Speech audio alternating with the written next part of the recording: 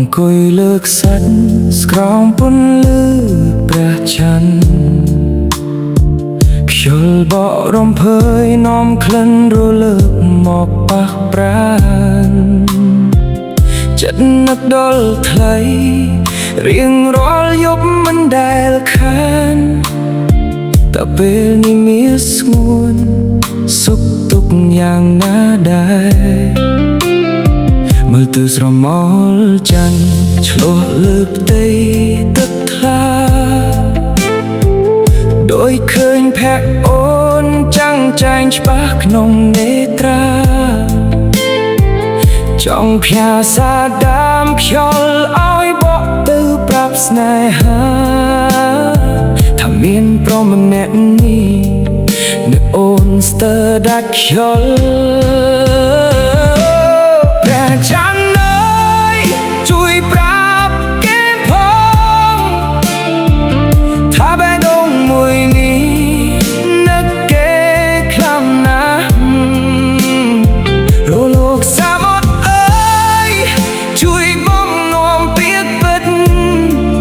ថាខ្ញុំលួចស្រឡាញ់គេតែមិនណាត់ឯងក្នុងចិត្ត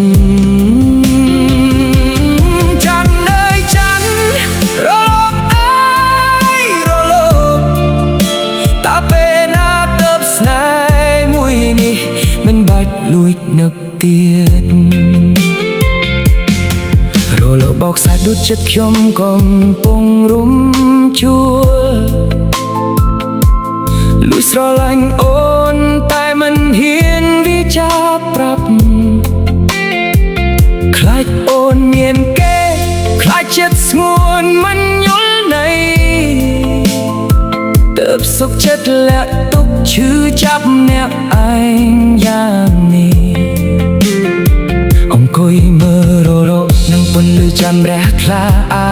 រម្មណ៍ឯកោប្រប់ដានទៅពេញអោរាបើគ្មានរូបអូនតារៀងមានន័យអ្វីពិភពប្រកាំងមូលលុតជិះគ្មានពន្លឺព្រះច័ន្ទអើយជួយប្រាប់គេផងថាបេះដូងមួយនេះនឹកគេខ្លាំងណាស់រលកសាមុទ្រអើយជួយបំនាំពាក្យពិតថាខ្ញុំលួចស្រឡាញ់គេតែម្នាក់ឯងក្នុងចិត្តច័ន្ទអើយច័ន្ទរលកអើយរលកតាពេលណាទើបស្នេហ៍មួយនេះ